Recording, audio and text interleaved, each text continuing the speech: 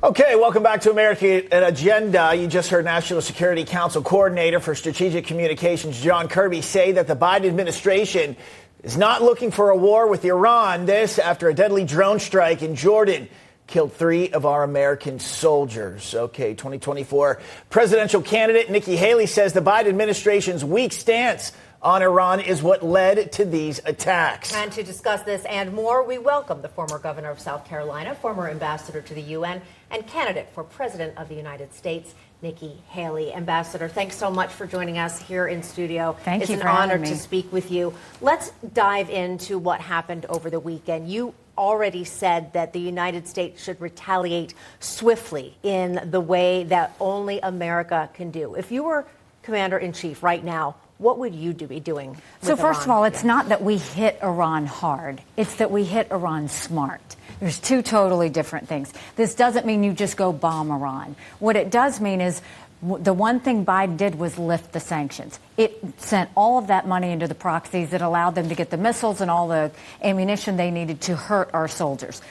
Put the sanctions back on. First thing. Second thing is go and look at the production sites where those missiles are coming from. Take those out in Iraq and Syria. Thirdly, go after the IRGC members that are making these decisions. It's strategic. It's not that you just go bomb a country. You go and you take out 1 or 2 of those leaders, it will leave them flat-footed. That's the way you deal with Iran. Ambassador, should this have ever happened? I know No. that's kind of a general statement, but the way and following this along, this didn't need to happen. What's going on over It's there? what's infuriating. I'm the wife of a combat veteran. He's deployed right now. The one thing a military family wants to know is that America will have their back. Biden didn't do that. 160 strikes in Iraq and Syria. Dozens injured. You see 2 Navy SEALs murdered. Then you see these 3 soldiers that were murdered. That shouldn't have happened. It started with Afghanistan. It went on further with Ukraine. It went on further with how they dealt with Iran, with Israel. And now you see what's happening in the Red Sea. Biden has been scared of his own shadow from the very beginning. And because he didn't do anything to prevent war, we are actually on the verge of one. And we have to stop that from happening. Yeah, I want to talk about the UN, of course. You're a former UN ambassador. We know that a lot of senior UN officials are very negative when they speak about Israel, and they seem to support Hamas and Palestinians instead. We're also just learning about UNRWA, of course, those 12 members accused of actually helping Hamas attack Israel. What do you think should be done? Are you surprised to hear this? Should we have anticipated this in advance? Not surprised at all. It is why when I was at the United Nations, I cut off all U.S. aid going to UNRWA because we saw in the schools, the textbooks, they were spreading terrorist conversations. I mean, it would say if you have 5 Israeli soldiers and you kill 3 Israeli soldiers, how many Israeli soldiers do you have left? That's what the textbooks were. We knew that the people working in UNRWA were helping all of the terrorist I mean, you could see it. And so we stopped all U.S. aid going. The world condemned us over it.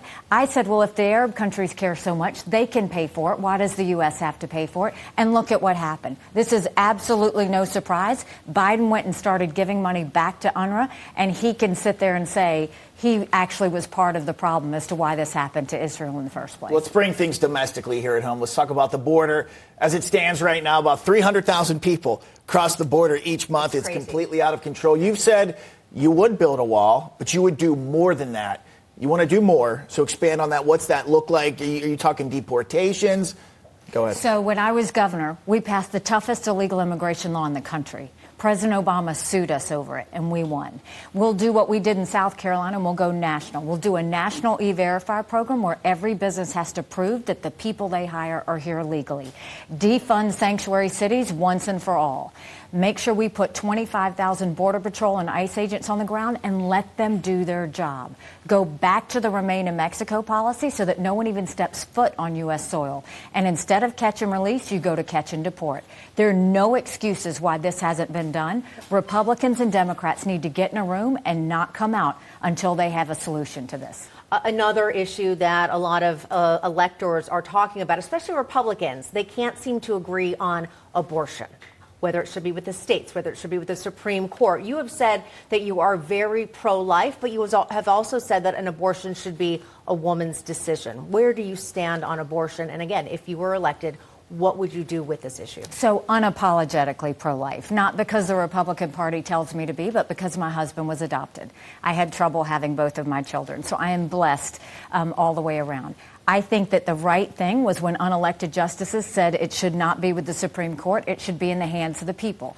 And now every state's decided that's the right thing.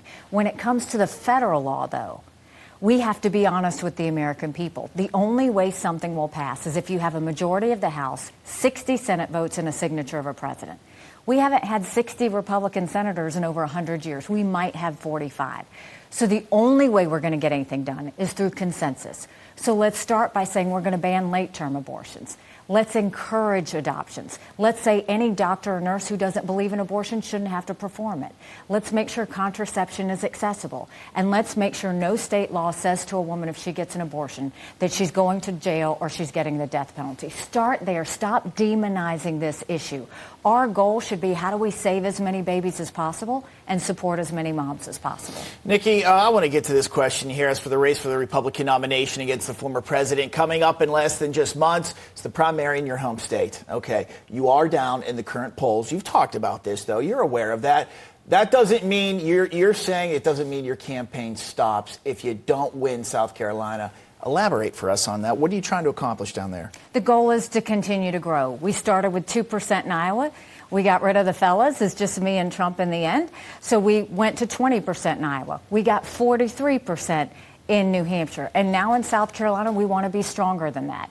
I think you have to go and look at the fact that delegates, you have to have 1,215. Trump has 32. I have 17. This is still very much a race. So no matter what anyone is saying, we have got to go and keep this going. 48 states and territories still need to vote. But more than that, let's speak some hard truths. If Donald Trump becomes the Republican nominee, we will get a President Kamala Harris. You mark my words. He cannot win a general election. Look at Iowa, look at New Hampshire. He can't get independents. He can't get suburban women. He's losing Republicans who say they don't want him and will vote for someone else. It's a problem. This is not personal for me. I have no problems with Donald Trump. I voted for him twice. I was proud to serve in his administration. This is about the fact America can't lose again. We lost in 2018. We lost in 2020. We lost in 2022. How many more times do we have to lose before we realize we have got to right this ship? And, let's continue the Donald Trump conversation, of course. Many saying, why doesn't Nikki Haley drop out? She's hurting the Republican Party. She's hurting our best chance to get Biden out of the White House. What do you say to those people? Who's saying it? It's Trump and the political elite. That's it.